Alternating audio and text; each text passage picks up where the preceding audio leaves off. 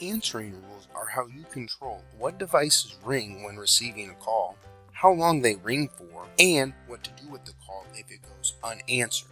Clicking the answering rule icon in the navigation icons on the top of the Manager portal navigation options will take you to the answering rules center.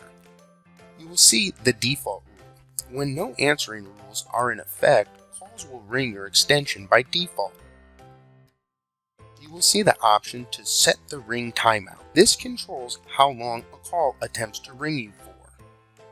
To set the ring timeout, click the drop-down to select how many seconds you would like the call to ring you before sending to voicemail or forwarding to the unanswered destination. To the right, you will see the options to allow and block certain phone numbers from reaching you. This allows you to add numbers that, by default, are blocked by the system, so you can receive calls from that destination. Phone numbers added to allow will let the person bypass call screening also. If you have call screening enabled but want certain phone numbers to not have to record their name when calling you, add them to the allow. Then, when the user calls you, they will be sent directly to you and not have to record their name. Block allows you to add phone numbers you do not want to be able to reach you. Add a phone number to allow or block. Simply enter the number into the respective field and click the plus sign to add the phone number. You can also block all anonymous or unknown callers simply by clicking the checkbox next to the block anonymous or unknown option.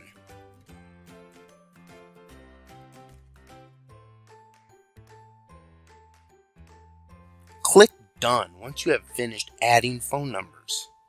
To the right is the Add Rule option, which allows you to configure new answering rules.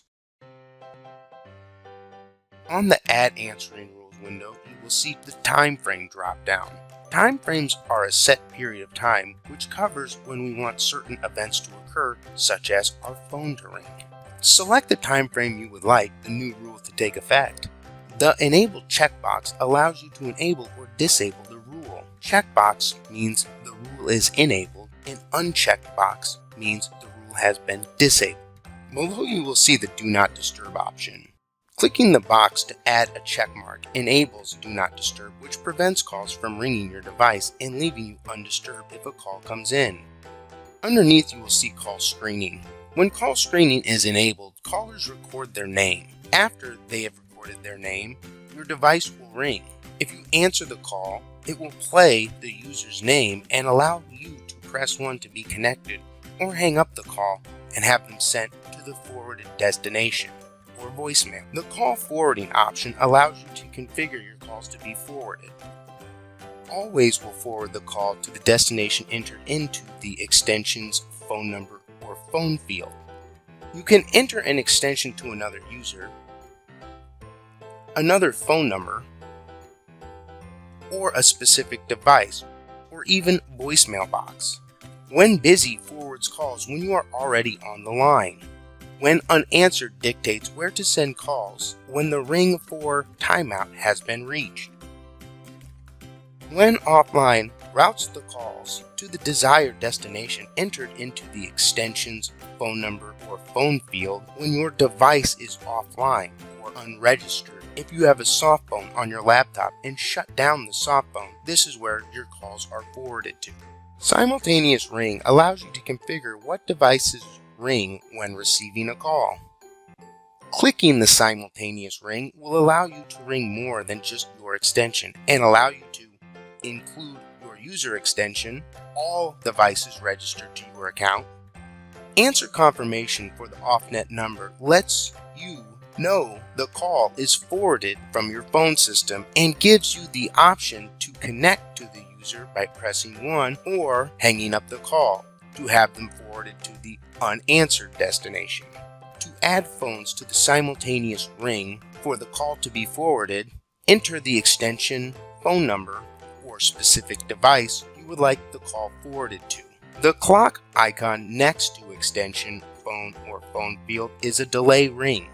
You can delay the device from ringing in 5-second increments.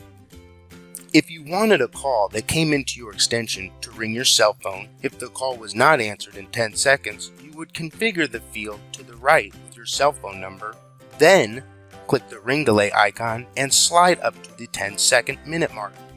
If you wanted another extension to ring after 15 seconds had gone by and the call was still not answered, click the plus sign. Another field to enter an extension, phone number, or specific device appears. Enter the destination you would like the call forwarded to as well. Then set the ring delay to 15 seconds. Now, when a call reaches us, it is routed to your extension. If the call is not answered in 10 seconds, then our extension and our cell phone will start ringing. If the call is not answered after 15 seconds, our extension, our cell phone, and the other extension will start to ring. Once an extension starts to ring, it will continue to ring until the call is answered or the caller disconnects. If you want a device to stop ringing when moving on to another device or phone number, talk to your office manager about configuring a call queue. The final option, Just Ring User's Extension, which can be enabled by disabling the simultaneous ring, then clicking the checkbox next to the Just Ring User's Extension. In order of any of these changes to take effect, you must click Save. If you do not want the changes to take effect, click Cancel. Now that the rule is created, you can drag and drop them to reprioritize them.